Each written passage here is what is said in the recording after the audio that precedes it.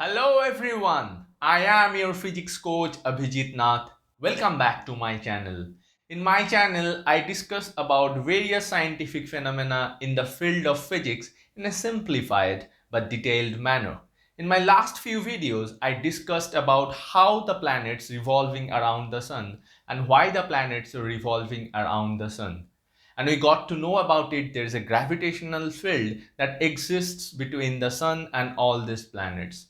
But why all these planets don't fall into the sun? Why they are orbiting in a certain path? Today, I am going to talk about it. So, without any further ado, let's get started.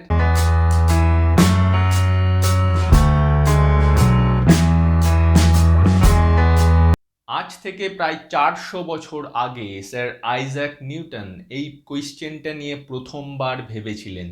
কথিত আছে তিনি একটি apple গাছের নিচে বসেছিলেন এবং দেখলেন যে একটা আপেল পৃথিবী পৃষ্ঠে এসে পড়ল। তিনি তখন হঠাৎ করে ভাবলেন তাহলে চাঁদ কেন পৃথিবী পৃষ্ঠের উপরে এসে ঝাঁপিয়ে পড়ে না, এবং তিনি ভাবলেন যে এই চাঁদ পৃথিবী পৃষ্ঠে ঝাঁপিয়ে না পড়ার পেছনে এবং আপেল আমাদের পৃথিবী পৃষ্ঠে পড়ার পেছনে এই দুটো কোনো একটা নির্দিষ্ট পার্টিকুলার কারণের উপরই ডিপেন্ডেন্ট। এবং তিনি একটি থট এক্সপেরিমেন্ট করলেন তার এই যে চিন্তাভাবনা সেটাকে প্রমাণ করবার জন্য। সেই থট এক্সপেরিমেন্টটা ক্যানন বল এক্সপেরিমেন্ট নামে পরিচিত। তিনি কি বলেছিলেন এবং এই থট এক্সপেরিমেন্টটা কিভাবে প্ল্যানেটারি মোশনকে ডিসক্রাইব করে, চলুন দেখে নেওয়া যাক। নিউটন তার থট এক্সপেরিমেন্টে পৃথিবী পৃষ্ঠে এমন একটা জায়গা কল্পনা করেছিলেন যেখানে বায়ুমণ্ডলও থাকবে না আর যেখানে কোনো গ্র্যাভিটেশন ফিল্ডও থাকবে না। তার মানে আপনি ধরে নিতে পারেন যে পৃথিবী পৃষ্ঠের উপরে কোনো পাহাড় বা পর্বতকে তিনি তার সুইটেবল স্পট ফর এক্সপেরিমেন্ট সেটা হিসাবে ভেবেছিলেন। এবং সেক্ষেত্রে তিনি সেই জায়গাতে উঠে ক্যানন বা কামান সেটাকে ফায়ার করতে চেয়েছিলেন। কিভাবে তিনি তার থট এক্সপেরিমেন্টটাকে ডিজাইন করেছিলেন দেখে নিই। ধরে নিন এটা হলো পৃথিবী পৃষ্ঠ এবং এই পৃথিবী পৃষ্ঠের উপরে একটু জায়গাতে, এটা ধরে নিন কোনো পাহাড়, এরকম কোনো জায়গাতে পৃথিবীর কোনো গ্র্যাভিটেশনাল ফিল্ড নেই, কোনো বায়ুমণ্ডল নেই। তিনি যদি একটা ক্যাননকে পৃথিবী পৃষ্ঠের থেকে পারপেন্ডিকুলারলি ফায়ার করেন, তিনি যদি এইভাবে ফায়ার করেন তাহলে কি হবে? আমি আমার আগের ভিডিওতে ইনার্শিয়া যেখানে বুঝিয়েছিলাম সেখানেই বলেছিলাম যে এই যে ক্যাননটা যে ফায়ার করবে সেটা সরল রেখা ধরে সমবেগে সারা জীবন ধরে অনন্তকাল ধরে চলবে, সেটাই তো। এবার তিনি ভাবলেন যে এটাতে গ্র্যাভিটেশনাল ফিল্ড চলে এলো, এই পৃথিবী পৃষ্ঠে গ্র্যাভিটেশনাল ফিল্ড এলো কিন্তু বায়ুমণ্ডল নেই। এবার যখন গ্র্যাভিটেশনাল ফিল্ড থাকবে তখন যখন এই ক্যাননটাকে ফায়ার করা হবে সে কি করবে? সে কিছুটা দূরে গিয়ে পৃথিবী পৃষ্ঠের উপরে পড়বে। এই ভেলোসিটিটা পৃথিবী পৃষ্ঠের ক্ষেত্রে তিনি ধরলেন যে 7 কিলোমিটার/সেকেন্ডের একটু কম। এবং তিনি দেখলেন যদি 7 কিলোমিটার/সেকেন্ডের একটু বেশি ভেলোসিটিতে যদি এই ক্যাননটাকে আবার স্ট্রেট লাইনে ফায়ার করা যায় তাহলে এ আর পৃথিবী পৃষ্ঠে না পড়ে এই পৃথিবীর চারিদিকে একটা সার্কুলার অরবিটে পৃথিবীকে প্রদক্ষিণ করতে থাকবে। এবং যদি আরও ভেলোসিটিতে ক্যাননটাকে ফায়ার করা যায় যেটাকে মোর দ্যান 10 কিলোমিটার/সেকেন্ড, তাহলে এই ক্যাননটা পৃথিবীর গ্র্যাভিটেশনাল ফিল্ড অতিক্রম করে বাইরে চলে যাবে, যেটাকে আমরা এসকেপ ভেলোসিটি বলি। এই থট এক্সপেরিমেন্টটায় যে প্ল্যানেটারি মোশন সেটাকে ডিসক্রাইব করতে সাহায্য করেছিল। কিভাবে? দেখুন, প্রত্যেকটা প্ল্যানেট, আমাদের যদি সূর্য থাকে সেই সূর্যকে কেন্দ্র করে প্রত্যেকটা প্ল্যানেট বিভিন্ন অরবিটে, ইলিপ্টিক্যাল অরবিটে প্রদক্ষিণ করছে। তাহলে প্রত্যেকটা প্ল্যানেট আসলে এই ক্যানন বলের মতনই পারপেন্ডিকুলার ডাইরেকশনে যেতে চলেছে, কেননা এদের যে ভেলোসিটি সেটা সাইডওয়েজ। আমি আমার আগের ভিডিওগুলোতেই বলেছিলাম যে এরা সরল রেখায় সমবেগে চলতে থাকে। তার মানে এদের যে ভেলোসিটির ডাইরেকশন সেটা সবসময় এই ইলিপ্টিক্যাল পাথের ট্যানজেন্ট বরাবর হবে। কিন্তু যে গ্র্যাভিটেশনাল পুল, সূর্য যে গ্র্যাভিটেশনাল পুলটা দেখাচ্ছে সেটা এই বরাবর, স্ট্রেট লাইন বরাবর। তাহলে প্রত্যেকটা প্ল্যানেটের মুভমেন্ট এই সূর্যের যে গ্র্যাভিটেশনাল অ্যাট্রাকশন সেই মুভমেন্টের পারপেন্ডিকুলার। আর এই দুটো ফোর্স একই সঙ্গে প্ল্যানেটের উপরে কাজ করছে বলেই সেই প্ল্যানেটটা একটা পার্টিকুলার অরবিটে এই সূর্যটাকে প্রদক্ষিণ করছে, না তাদের থেকে বাইরে চলে যাচ্ছে, না সেখানে আকর্ষিত হচ্ছে, একটা পার্টিকুলার অরবিট সবসময় মেনটেন করছে। যে কোনো পয়েন্টেই যান দেখুন যে ভেলোসিটিটা এই দিকে, এই ডাইরেকশনে, কিন্তু গ্র্যাভিটেশনাল পুলটা এই ডাইরেকশনে। তাহলে আমরা কি বলতে পারি? আমরা বলতে পারি যে কোনো একটা ফোর্স, এক্ষেত্রে সূর্য গ্র্যাভিটেশনাল ফোর্সটা কাজ করছে, আমাদের পৃথিবীর ক্ষেত্রে পৃথিবীর গ্র্যাভিটেশনাল ফিল্ডে মুন সেটাও তাদের অরবিটাল মোশন ফলো করে। আমরা যে সমস্ত কৃত্রিম স্যাটেলাইট আমাদের এই পৃথিবীর চারিপাশে প্রদক্ষিণ করে তাদেরও একটা ভেলোসিটি রেঞ্জ থাকে, সেটাও 7-8 কিলোমিটার, এই ভেলোসিটি রেঞ্জের মধ্যেই থাকে। তাহলে আপনারা যখন কোনো রকেটকে লঞ্চ করবেন পৃথিবী থেকে, সেটা যখন পৃথিবী বায়ুমণ্ডল থেকে উপরে উঠবে এবং এই উপরে যখন ওঠার পরেই এই সমস্ত রকেটকে একটা অরবিটে স্থাপন করার জন্য পৃথিবীর চারিদিকে এর একটা সাইডওয়েজ মুভমেন্ট ক্রিয়েট করা হয়। এই সাইডওয়েজ মুভমেন্টটা যদি ক্রিয়েট করা না হতো তাহলে রকেটের ফুয়েলটা শেষ হয়ে গেলেই সে আবার স্ট্রেট পথে পৃথিবীর গ্র্যাভিটেশনাল পুলে পৃথিবীর দিকে আকর্ষিত হয়ে যেত। সব কটা প্ল্যানেটেরই তার বায়ুমণ্ডল যখন ক্রস করে, তাদের যখন পার্টিকুলার একটা অরবিটে প্লেস করতে হয়, তার একটা সাইডওয়েজ মোশন আমরা ক্রিয়েট করি এই অরবিটাল পাথটাতে যাতে সে ঘুরতে পারে সেটা দেখার জন্য।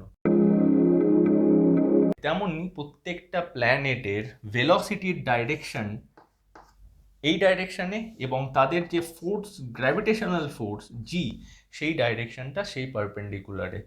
দুজনকে ক্যান্সেল করবার জন্য এরা একটা পার্টিকুলার ইলিপ্টিক্যাল বা সার্কুলার পাথে সূর্যের চারিদিকে প্রদক্ষিণ করছে এবং সেদিকে পড়ে যাচ্ছে না। এটার একটা আমাদের প্র্যাকটিক্যাল এক্সাম্পলেও দেখতে পারি, যেটা আমি আপনাকে বলেছিলাম। যদি আপনি কোনো পাথরকে আপনার আঙুলের চারিদিকে একটা সুতোই বেঁধে ঘোরান এবং হঠাৎ করে যদি সেই পাথরটাকে ছেড়ে দেন, পাথরটা আপনার আঙুলের উপরে সেন্ট্রিপিটাল ফোর্স অবশ্যই অ্যাপ্লাই করছে, কিন্তু সেই পাথরটা কিন্তু আপনার আঙুলের উপরে আসবে না, সে আঙুলটা থেকে ছেড়ে একটা স্ট্রেট লাইন বরাবর বাইরে বেরিয়ে যাবে। তার মানে গ্রহগুলো তাদের স্ট্রেট লাইন বরাবর এইভাবে বেরিয়ে যাচ্ছে, কিন্তু সূর্যের দিকে তাদের একটা যে গ্র্যাভিটেশনাল ফোর্স সেটা থেকেই যাচ্ছে। এবং এই দুটো ফোর্স দুজনকে ক্যান্সেল করবার জন্যই এরা ইলিপ্টিক্যাল বা সার্কুলার পথে প্রদক্ষিণ করছে। আমরা জানতাম যে সৌরমণ্ডল বা সোলার সিস্টেম যখন তৈরি হয়েছিল, সেইটা তৈরি হওয়ার আগেই এই সমস্ত সূর্য আর গ্রহগুলো একটা গ্যাসাস স্টেটে ছিল এবং তারা চক্রাকারে ঘুরছিল। সেই চক্রাকারে ঘুরতে ঘুরতে সূর্যটা একেবারে কনসলিডেটেড হয়ে গেছিল এবং সেটা সমস্ত গ্র্যাভিটেশনাল পুল আকর্ষণ করে সব গ্রহগুলোকে তার চারিপাশে ঘুরিয়েছিল। এবং যে সমস্ত অবজেক্টের ভেলোসিটি কম ছিল, ক্যানন বলের প্রথম এক্সপেরিমেন্টের মতন, সেগুলো সূর্য তার নিজের গ্র্যাভিটেশনাল ফিল্ডের মাধ্যমে নিজের মধ্যে আকর্ষণ করে নিয়েছে। যাদের ভেলোসিটি বেশি ছিল ক্যানন বলের এই কনসিডারেশনের মতন, তারা অলরেডি আমাদের সোলার সিস্টেম থেকে কোথাও বাইরে চলে গেছে। আর আমাদের যে গ্রহগুলো আছে সেই গ্রহগুলো ক্যানন বলের এই এক্সাম্পলের মতন, তাদের একটা পার্টিকুলার সার্টেন ভেলোসিটি আছে, যে ভেলোসিটিটা এই গ্র্যাভিটেশনাল ফোর্স আর আমাদের সাইডওয়েজ যে মোশন, প্ল্যানেটারি মোশন, সেই দুটোকেই ক্যান্সেল করে তাদেরকে একটা পার্টিকুলার অরবিটাল মোশনে ঘুরতে চালিয়ে যাচ্ছে এবং এটা আজীবন চলছে। কিন্তু কখনো কি এমন হতে পারে যে এই গ্রহগুলো কখনো সূর্যের উপরে ঝাঁপিয়ে পড়বে? কি মনে করেন আপনারা? অবশ্যই হতে পারে।